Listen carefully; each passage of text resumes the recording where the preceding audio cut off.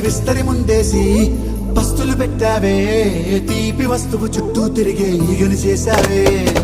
చీచీ సిగ్గలేని మొగుడు కాలండాయ్ గుయ్ గుయ్ గుయ్ గుయ్ అంటూ మీదికి రాకండా వై గంపెడి పిల్లలతో ఇంటిని నింపావే సాపాదిండు సంసారాన్ని మేడెక్కించావే ఇరుగు పొరుగు ముందు సరసాలతో